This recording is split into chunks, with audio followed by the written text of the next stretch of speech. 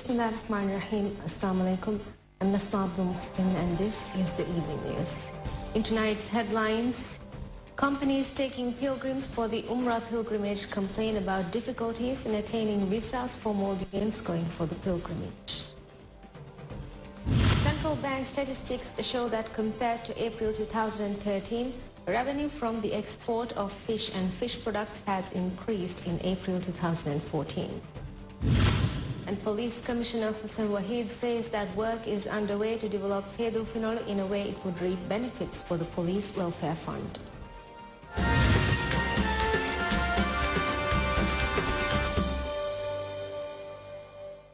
Companies taking pilgrims for the Umrah pilgrimage complain about difficulties in obtaining visas for Maldivians going for the pilgrimage. According to the company, this year, Maldivian pilgrims are going to Umrah after obtaining visas via Sri Lanka after paying high fees. Some companies said that they had to pay as much as $300 per visa at some instances. This is twice as much as the amount paid as visa fee for Umrah pilgrims last year. Some companies demanded 36,000 rupiah this year as fees for the Umrah pilgrimage.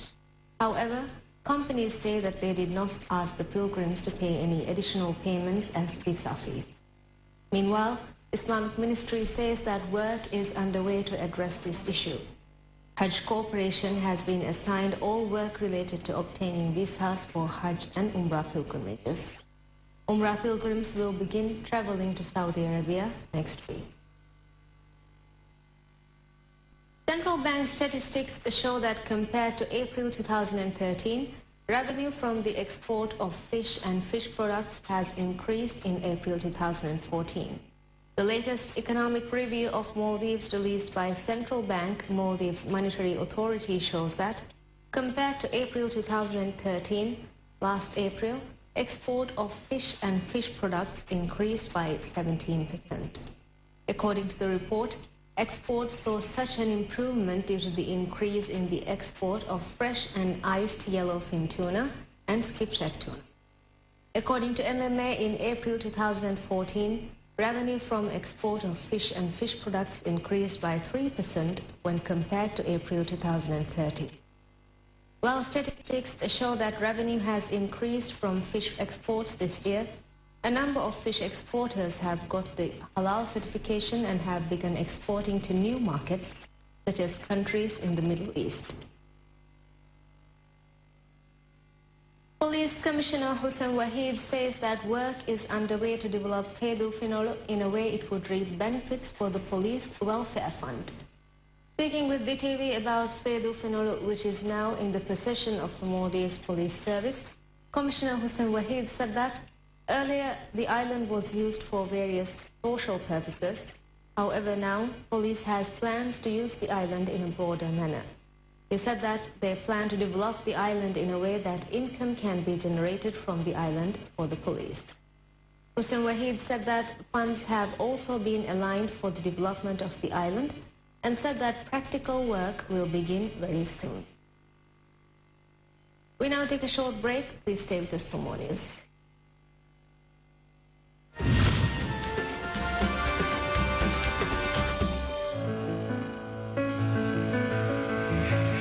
Maldivian roda mahavara hasage. Ailano te rahmet terenai ko India ge Trivandrum noni Chennai. Dekol ticket M7 kanuwa dihanuwa $. Ituru maulumat hodama tine fahen hataraka gulalava. Maldivian, flying made simple. Welcome back. Police begin investigations into a fire that broke out in an uninhabited area of Tinadu. Speaking with DhiTV, a media official from the police said that they suspect arson in the fire that was reported at 9:45 last night. The fire broke out near the Waste Management Center of Tinadu. While the fire has affected the center, no one was injured due to the fire. The fire was controlled by the joint effort of police and army officials. As they suspect arson, the police are on the lookout for a suspect.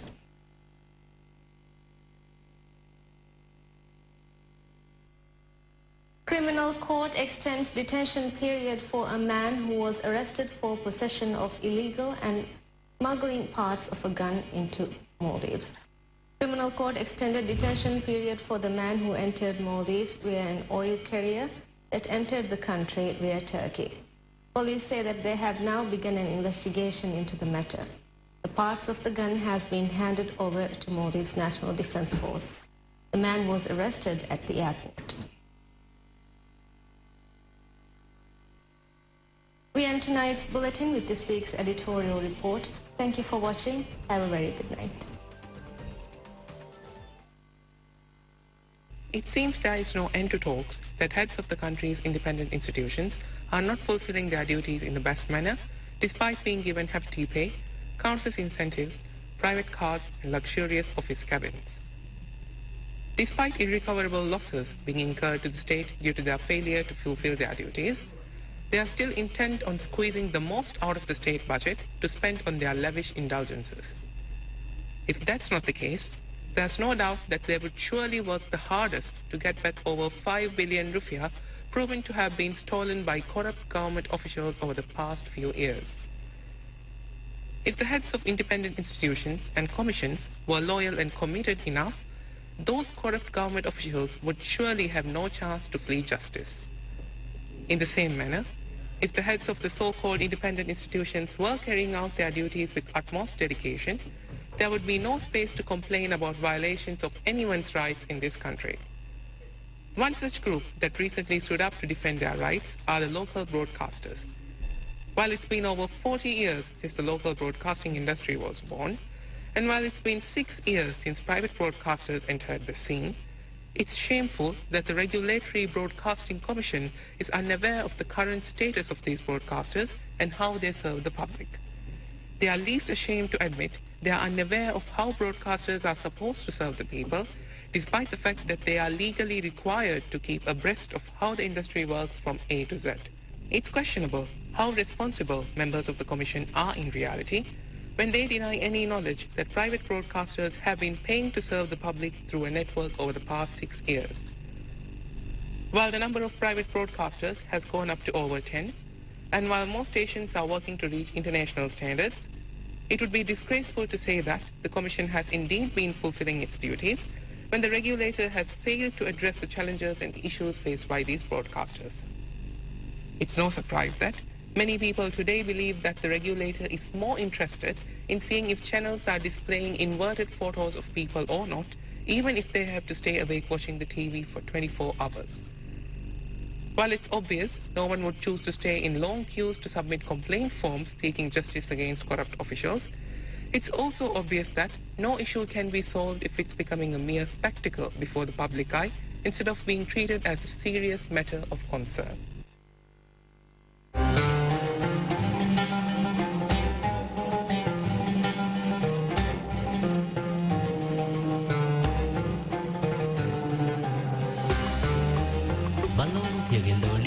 DhiTV.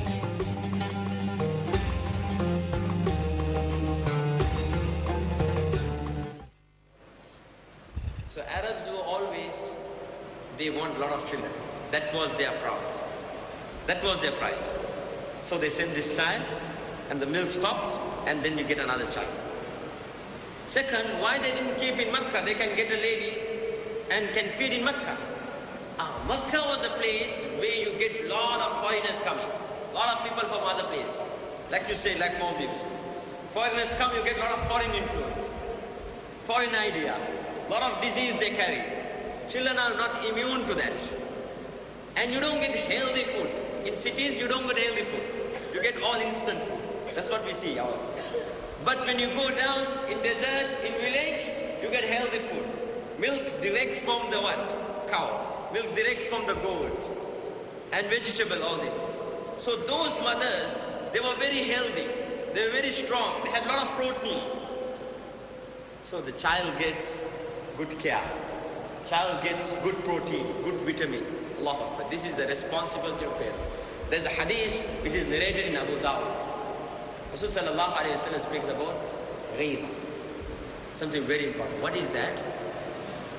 That while you breastfeeding a child, This is, I think it will benefit the mothers and sisters who are, watching and listening from their home, from television. While you're breastfeeding, if you conceive, what happened? The milk, the protein of the milk, vitamin get reduced. You can consult the doctors and see. Because the vitamin has to get divided, it has to go to the child in the womb and in the milk. This happens. When it reduces, the child, the necessary vitamin, child does not get. Sallallahu Alaihi Wasallam goes on saying, a day comes, he becomes a big person, adult, and because of the weakness, if he falls from the horse and he dies, mother is responsible if the mother has not fed the child properly. Allah. How far it is. Do you understand what I'm saying? Because in that 2 years, those were the bones, the structures, the proper strength goes to the bone at that time. If you don't feed it, it's very deep, my dear brothers. It goes on deep. The reason, what it says, the responsibility of bringing up healthy children, giving them the necessary food, necessary protein is our responsibility. Nowadays, mothers, Allahu Akbar, we have enough time to spend in front of the mirror, make-upping, doing that, dressing. We don't have time for the children.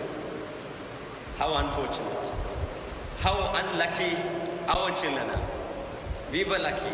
Our parents, when we were born, they didn't have anything else other than us. They just 24 hours they gave time for us. But our children are unlucky. Because nowadays the mothers, they don't care. They care about themselves more. They don't want to feed more. Why? Her vitamin goes, then the face gets wrinkles. She wants to be young, smart always. For how long you're going to be that? For how long you're going to do that? My dear respected brothers, mothers and sisters in Islam, remember one thing, the purpose of our life is leaving behind a pious progeny, a strong progeny, a progeny who has iman. Al-mu'minu al-qawi khayrun min mu'min al-dha'if. This is hadith. A strong believer is greater than a weak believer. So we need to live a progeny who will defend Islam, who will defend this country, who will protect this country, who will not allow the kufr and shirk to enter this. So we need physically, healthy youngsters. Intellectually, physically, spiritually, we need to bring up a society like that. My dear respected brothers, this is what has to come. I want to appeal. MashaAllah, small country. This is my humble request.